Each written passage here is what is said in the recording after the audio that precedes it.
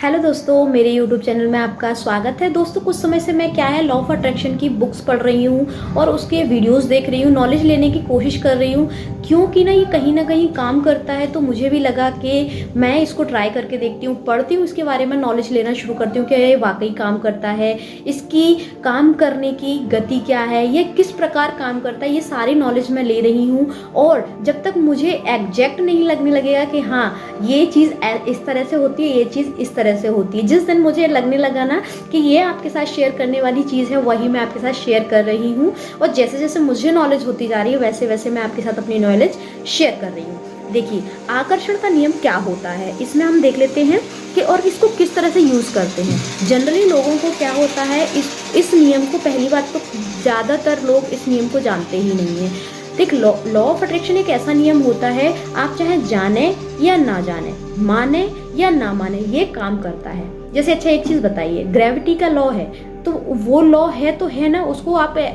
Deny तो नहीं कर सकते कि ये नहीं है। अगर कोई व्यक्ति ऊपर से नीचे गिरता है तो सीधे नीचे ही आएगा ना, उसके लिए ग्रेविटी का लॉ काम करेगा ना, चाहे वो अमीर हो, गरीब हो, मोटा हो, पतला हो, काला हो, गोरा हो, कैसा भी हो, ये हर व्यक्ति पे काम करेगा ना।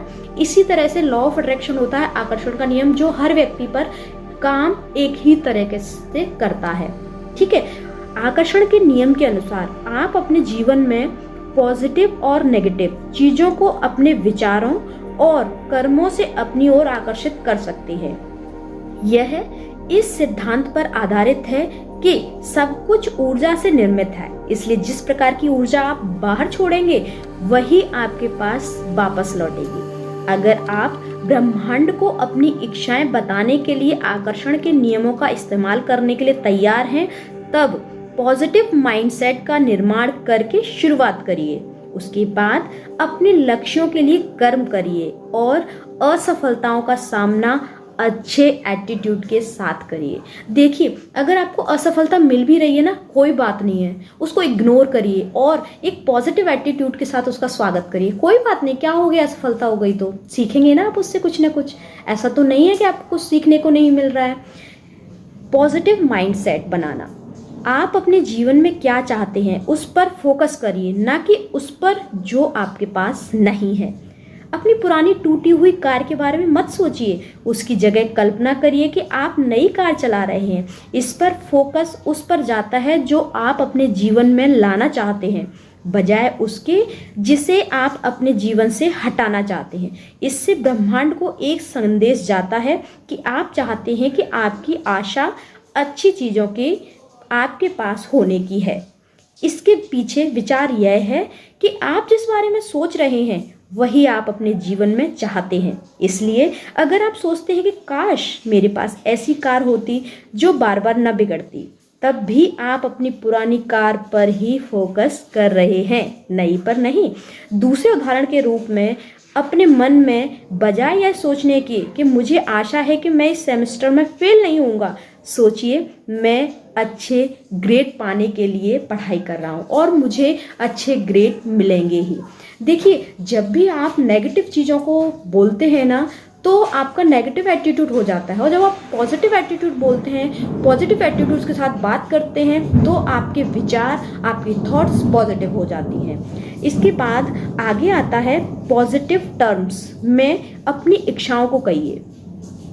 अपनी इच्छाओं को कहने के लिए नहीं या मत जैसे नेगेटिव शब्दों का इस्तेमाल करने से बचना महत्वपूर्ण है, जैसे कि मैं नहीं चाहता कि मेरी नौकरी चली जाए। इसी प्रकार से गलत चीज़ों को आकर्षित करने से बचने के लिए ऐसे शब्दों का इस्तेमाल करिए जो आप चाहते हैं, जैसे कि मैं हारना नहीं चाहता से हारना शब्द बाहर जाता है, जबकि मैं जीतना चाहता हूँ बाहर भेजता है। शब्द मतलब जीतना। देखिए, इसमें ना हारना और जीतना दोनों ही शब्द हैं।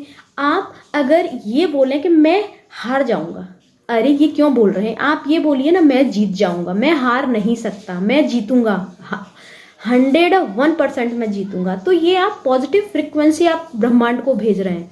और एक चीज़ हमेशा याद रखिएगा, अगर आप अच्छी नीयत के साथ कोई भी काम कर रहे हैं ना, तो आपको यकीनन सफलता ज़रूर मिलेगी। चाहे कुछ भी हो जाए, आप सफल होकर रहेंगे, लेकिन आपका एटीट्यूड, आपका नज़रिया पॉजिटिव होना चाहिए।